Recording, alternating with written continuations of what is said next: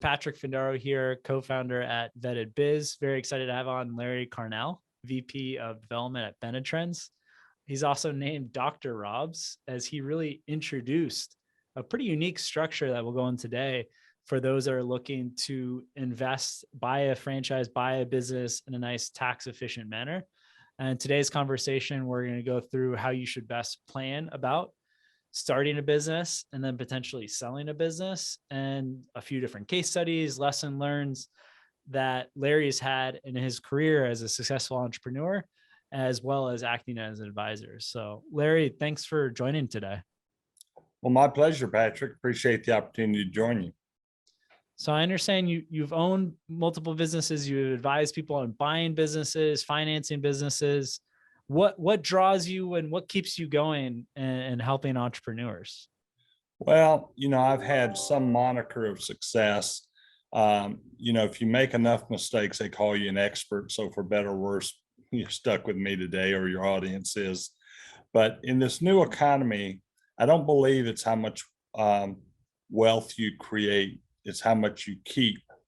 And unfortunately, in the new economy where there's efforts to provide free healthcare, free education, free daycare, free cookies, free ice cream, a lot of these things are wonderful to have, but be aware the things that they're trying to give you today to get their votes, there's going to be a price tag to pay for it. Entrepreneurs in particular are probably going to be the ones that have to pay for much of this issue, because the general public cannot have their taxes increase much more. You can only get so much blood out of a turnip, so to speak. And so I believe in this new economy, there's things that we need to do from a structure standpoint. It's not just about getting into a business. I believe that is the primary mistake that many business owners make. They're so focused on getting into a business, they don't think about their exit strategy. And the things that you do today, there are things on the table right now that you don't have to be concerned about. It's not what is there today when you start the business. It's what's going to happen over the course of the next 5, 10, 15, 20 years to rob you of that wealth that you create in a business. How you structure that business today can significantly impact you, your family, and your children.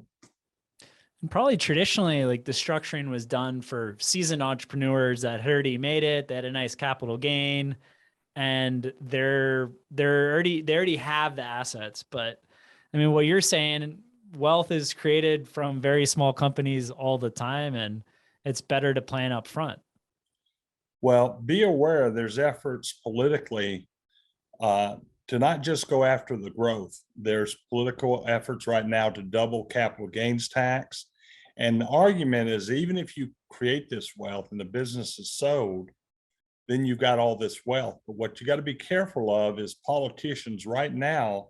In fact, in the recent election, there was proposals to tax assets, not your business. Even after the business is sold, to tax the assets that you have. That is scary.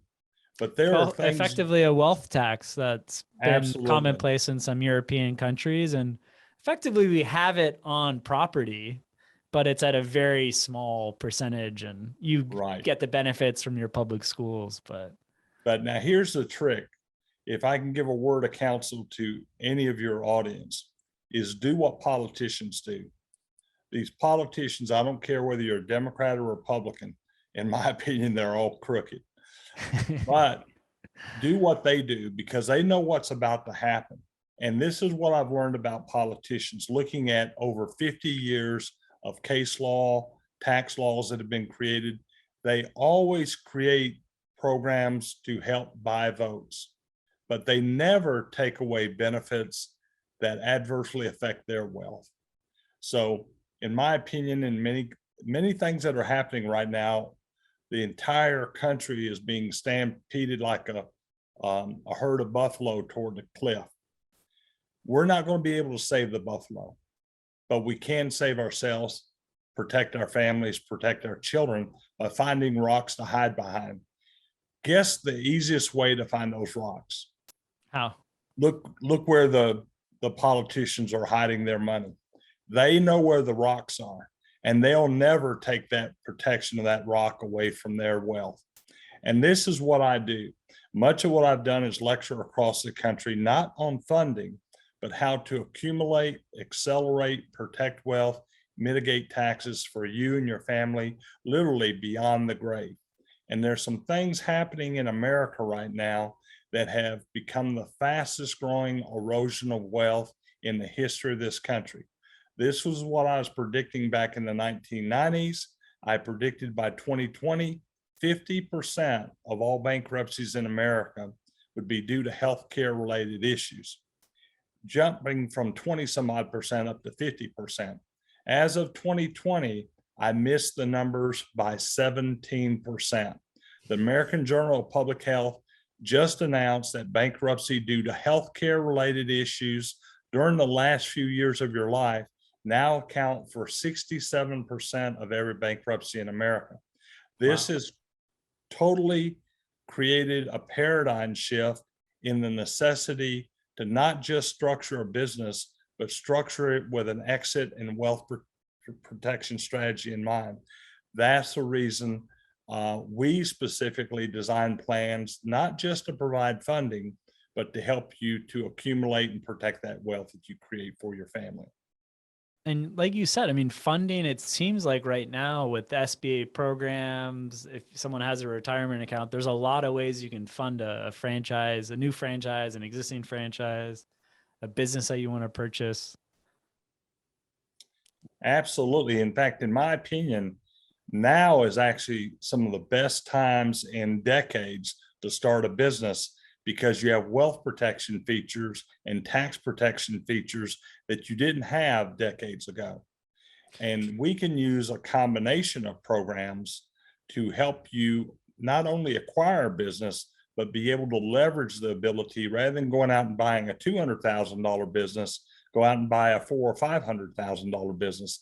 In fact, the very first deal, one of the very first deals I ever did was a guy that was looking at a $300,000 business.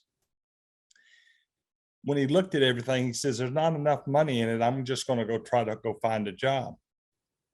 I was able to leverage his retirement funds to enable him to buy a $1.3 million business that he didn't think he would be able to afford. But the profitability in that was much more attractive than going back to the job. Well, I And imagine the cash flow it generated paid for his lifestyle, and he could save some of that cash flow, and he was that and building what could more, be generational wealth. absolutely. And more importantly, it was creating an income stream for his spouse if something happened to him, and even his children if he wanted to bring them into the business later on. So generational wealth for him and his family. Because I don't know, I've got 8 kids. I don't know if the opportunity for my 8 kids are going to be as great as they were for me as I was growing. I think it's becoming more of a challenge to be successful in business because there's so many efforts to take away the profit. And when that happens, it decreases the motivation. But in every economy, there's certain industries and businesses that are doing well. That's the reason I'm a big advocate of working with franchise experts, franchise consultants, business brokers, or other people to help you filter the good from the bad. I used to be a business broker. I was an award-winning franchise expert. I was a trainer for the International Business Brokers Association. So I bring some experience to the table that a lot of people in finance don't have. Ironically enough, to be quite direct, I kind of joke that I've always hated bankers, and lo and behold, I became a banker. So, but the difference is I approach everything from an entrepreneur standpoint, not what's best for the funding resource, but what's best for the employer or the business owner. I would say you're more of an advisor, that a bank might just be offering 1 or 2 products, where for what you offered through Benetrends, you have a lot of different ways that you can go about structuring it. No. Well, and part of it is that many loan officers in banks are incentivized to collect an application, to get your application. And the problem is the loan process now can be several months long. And because they can get a bonus for getting a lot of applications, even if they know the loan's not going to be approved. That's not in the best interest of the borrower. And the problem that that creates is that sometimes people get tied up with a bank. Right now, banks are denying as much as 60, 70+% of startup loans. And many of the loan officers know when you submit that application, that's not a flavor of business or ice cream that they like. You know, I've got a lot of kids, so I know this issue really well. You know, you take 8 kids into the ice cream store, they all want different flavors. Banks are no different. Some banks like chocolate, some like Rocky Road, but you know, other banks don't. And right And it's now, probably a in the moving target, yeah, month over month, year over year. well, The credit officer can change, and then he has a different outlook. well, and what we've done it differently at Benetrends, many people have heard of Lending Tree. Lending Tree is a national network of mortgage brokers that force lenders to compete for your home mortgage. We thought that was a great idea, so we've created something similar to the SBA Lending Tree. This forces lenders to compete for your business. When lenders compete, you're more likely to get the better terms and, more importantly, a much higher approval rate. Compared to a 60, 70+% denial rate, if we do a pre-assessment, we will guarantee in writing that we'll get that loan approved or we'll totally refund our fee. And we're running over a 95% approval rate by doing that. The other appeal, to be quite direct, it's all about clout. When you go in for a loan, if you're going to borrow a couple $100, that's not a major deal for a banker.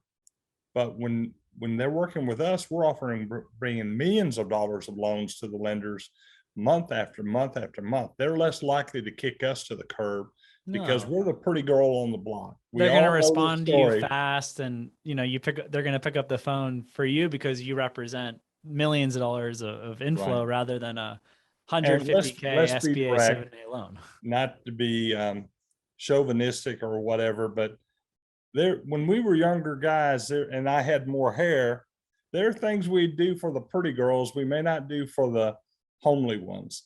Well, it's no different in banking. So our role is to make you look as attractive as possible to get more lenders to be interested in your loan. And once we're engaged, because we're going to potentially bring them millions of dollars of loans over the course of the next few years, they're less likely to cut you to the or kick you to the curb, and that's beneficial. For an entrepreneur, we have a lot of customers at Vetted Biz that are exploring businesses, and we've seen that many of them have 100K cash that they're willing to invest in a business. For someone with that profile, what are some of the financing options if they go traditional bank financing and or maybe leverage their retirement savings? Well, understand with bankers often want anywhere from 10 to 30% down payment, depending on your credit history, the track record of the franchise, whether they're new, whether they're an established brand, but historically somewhere around 20%. If you borrow less than 150,000, you often don't have to put up collateral. But if you go over 150,000, then you're going to need collateral. Now, in regards to the equity injection or the down payment, typically with $100,000, you could afford probably a $400,000 plus type of business opportunity. But understand today, they want you not only have enough money for the down payment, but they want enough money for what's called post-close liquidity, or to cover PLEs, personal living expenses. Because especially with COVID, some banks are hesitant. They think that it may take longer for a business to reach a point of profitability. And if there are not as much traffic or what have you, that is a reasonable issue. So you want to have enough money not only to meet the equity injection requirements the company has or the bank requires, but you want to have enough money to live on during the first few months while the business is getting off the ground. For sure. Now, There's the time to open, time to break even, time to start making actual money to live off of, as and opposed to that's the making reason, $500, $1,000 a month. and that's one of the things I don't think a lot of people are asking.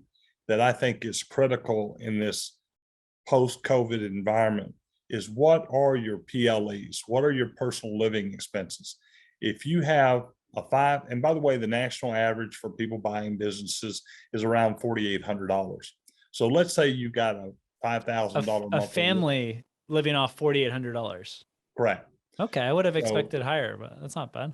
well, that's the national That's average. average. It can be higher, but understand, if you're burning through $5,000 a month, you're going to need enough money to help you through that growth period. And there's several stages. First of all, day one you open, and then there's the time to break even. Time to break even is not when you're making any money. Then there's Yeah. what's called There's a income big, replacement. yeah. So somebody that has a $7,000 monthly living expenses is going to take them longer to get to a point of income replacement than somebody with 5,000, 3,000. So that's important for you to understand in regards to the transition of a business, because 50% of businesses that start, according to a 20-year study by the Department of Labor, were out of business in 5 years. I think undercapitalization is the number one reason for that. And much of it's because they're looking at enough money to get into the business, but they don't think about the living expenses and what have you. And if things start to get rough, they literally take working capital from the business to pay for their rent, utilities, and now it's a downward spiral. So Yeah, I that's mean, part I of what always we advise do. entrepreneurs have 6 months liquid of your expenses there. I totally support that. In fact, at Benetrends, compared to this 50% failure rate, 90% of our clients are still in business 5 years later. That's That's an huge. incredible differential. That's an 80% higher success rate. That's And a what leads significant. to that? I imagine you're somewhat selective with the clients that you take in, but is it the education or what leads to that? Well, it's not about being selective. It's about full disclosure, letting the customer know on the front end, hey, this is what you really need. We often have long-term relationships with our clients. 99% of our clients stay with us for the life of their business. So we have an obligation to disclose to them on the front end, hey, you may be a little tight. A banker may not necessarily do that, because understand, a bank, when they do that loan, a very large percentage of the time, they're selling that loan to somebody else, or Well, it the has person this.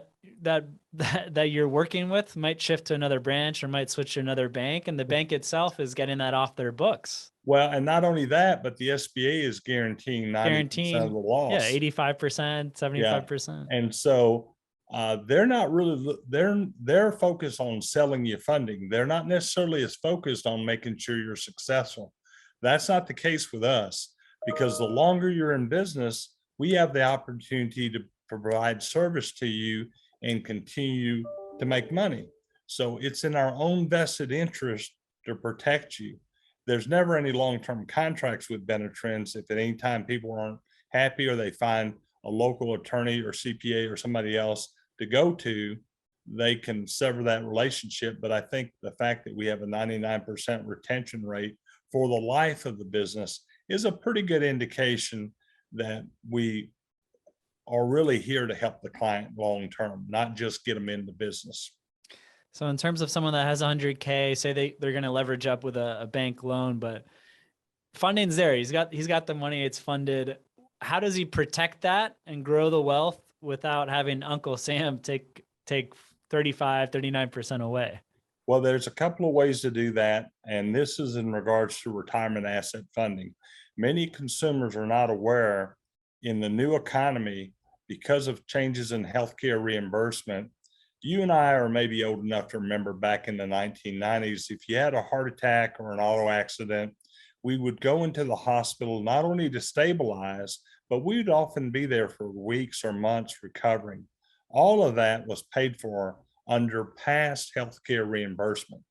But when the healthcare industry, which I came out of, started to realize advancements in medicines like CAT scans, MRIs, new surgical devices, pharmaceutical medications, and whatever were prolonging life, they realized that they needed a person discharged from the hospital as soon as possible.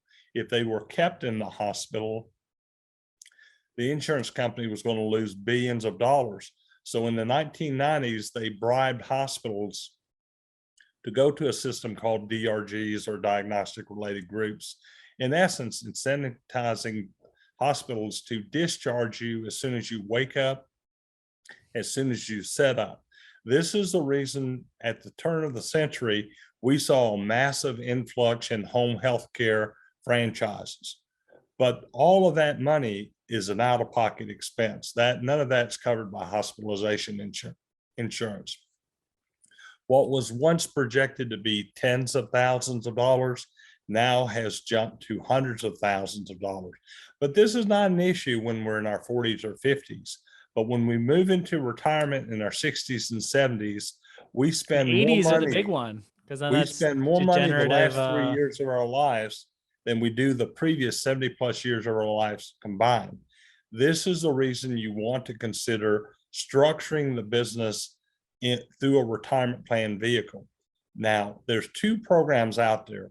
One was introduced by Benetrends in the 1980s called the ROBS program, or rollovers for business startups. This program allows people to use retirement funds, tax, penalty, debt-free, to buy a business, or you can use part of your retirement funds. If you have hesitancy to use retirement funds, you can use a small portion of that as a down payment for an SBA loan and leverage the ability to buy a bigger, better business. Now you fast forward, the business does well. If it does well, you may buy 2 or 3 franchises. So that $100,000 initial investment, it could be worth $1 million. Normally, you'd have to be concerned about capital gains tax that politicians are trying to double. But with this program under federal law, you bypass any capital gains tax. The money goes directly into the retirement plan. And the goal is to gradually take that $1 million or whatever gradually out and pay taxes on it as it comes out. Hopefully you'll be in a lower tax bracket. But now this is my opinion. I don't believe the strategy of keeping your retirement funds to your later on in life and you'll be at a lower tax bracket is necessarily factual, because if the politicians continue to offer all these free programs, borrow money, print money, they're going to have to start raising taxes. Let me give you an example of that. Look at what's happened to payroll taxes. Payroll taxes used to be 1% to 2%, but when they moved the entire Social Security and Medicare trust into the general fund, politicians were borrowing money out of the fund and they've made it insolvent. So what's in essence they've done is what was once 1% to 2% has jumped up to 15.3%. And if you follow the politics, there are politicians out there wanting to increase it up to 23%. I think other things are going to happen with federal tax, state tax, and this whole argument about taking money out when you're in retirement where you'll be at a very low tax bracket. I don't think that's truly factual. So that's the reason this new program called the RAP, or Roth Advantage Plan, has exploded in popularity. It was featured on the cover of the Bankers magazine. I've been asked to provide lectures at national conferences across the country. This is a game changer. This is the difference between a rotary phone and a smartphone. It's kind of the difference in what I call first generation, second generation product. And I'm old enough to remember when we had flip phones. I remember we had bag phones. I remember when there was a typewriter, and when they came out with a computer, people said people never buy computers because they were 10 times more expensive than typewriters. But when was the last time you saw somebody selling a typewriter? That's my point. There are generational shifts that change everything. The RAP is that generational shift. More importantly, that's not my prediction. That is already happening right now. We're finding people preferring the RAP 10 to 1 over our ROBS program. We offer both. We're the only company in the country that offers both, but the RAP has several advantages. First of all, let's say that $100,000 you have to come up with, but you don't want to use a lot of your retirement funds. You can literally use $10,000 from your retirement fund, convert that to a Roth. Now, the the downsides of this program is when you convert the money from a traditional IRA to a Roth, you avoid the 10% penalty, but you do have to pay the taxes, which in this case may be a couple of $1,000s. Combine it with cash and then a bank loan. Now you fast forward, same business sells for $1 million. Not only are you exempted from paying capital gains tax, you'll never pay a single dime of income tax ever on the money. Now that in and of itself can save people hundreds of thousands of dollars. I've had clients that have saved over $500,000 to $1 million just because of that one decision. Because the assets in a Roth. Correct. Okay. And understand, for everybody out there, whether you use us or not, if you have the ability to put money in a retirement plan, put it in a Roth retirement plan. They're coming after people with traditional IRAs and subject to time. I can illustrate some examples of that. But I right now am trying to convert as much of my money to Roths as quickly as possible, gradually, so I don't push myself up into high tax brackets. But I am a big advocate of Roth retirement plans. The WRAP is a Roth retirement plan. Here's a couple of incredible benefits. In addition to forever exempting you from capital gains and income tax, the other benefit is wealth protection.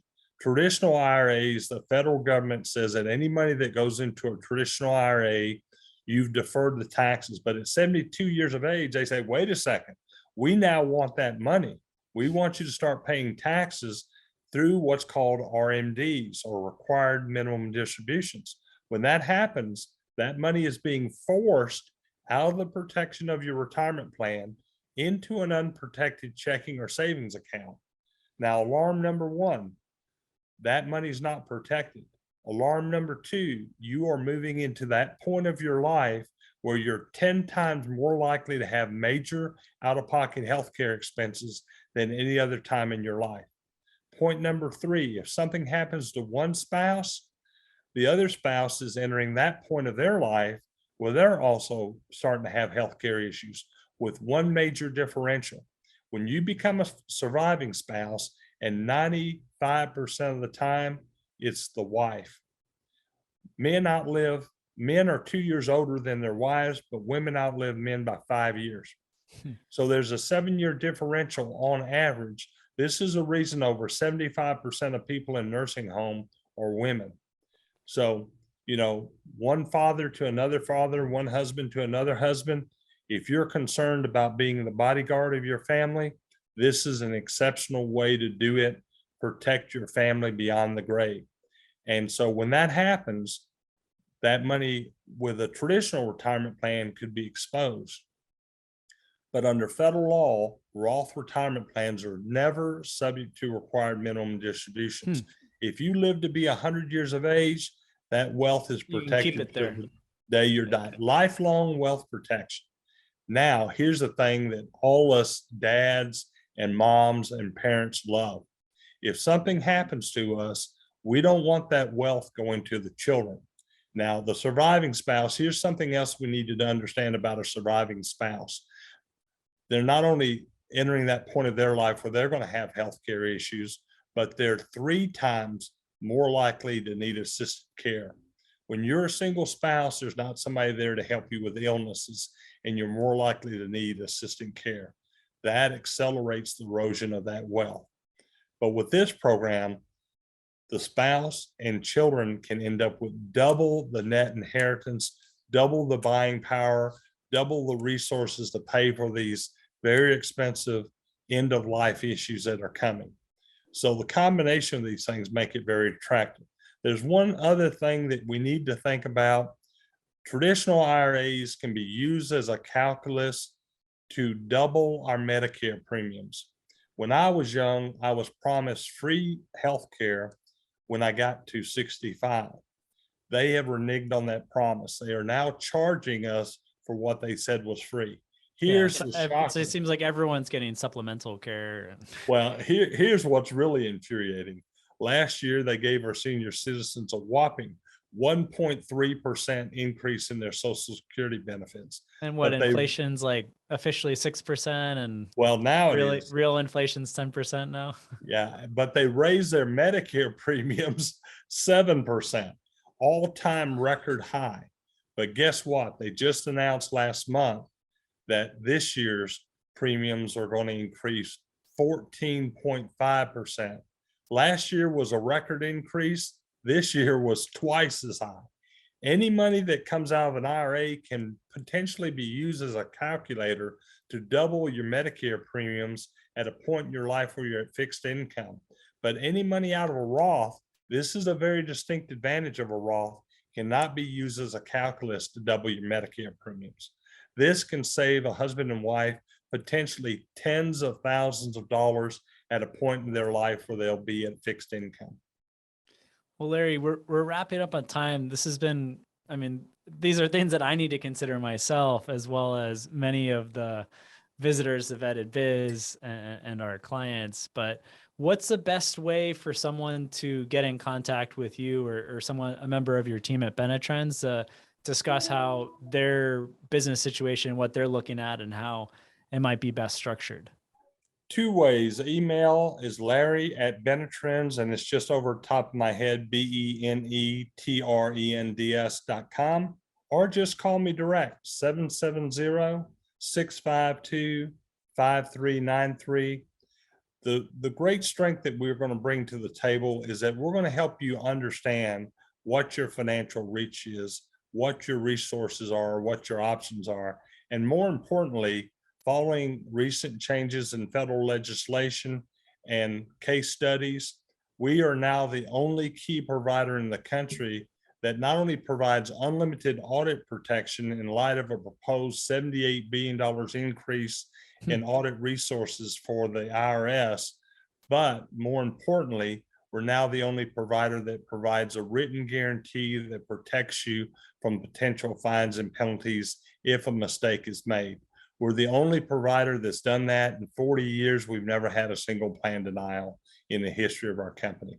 But those two ways, either email or call me direct, 770-652-5393. Perfect. I'll put your email and your phone number in the call notes. For anyone that's listening on via podcast or watching on our YouTube channel. It's definitely worth exploring if you're looking to buy a business, maybe even if you have a current business, and there's definitely ways that you could better structure and ongoing funding. So Larry, thanks again for being on today. My pleasure. Thank you, Patrick.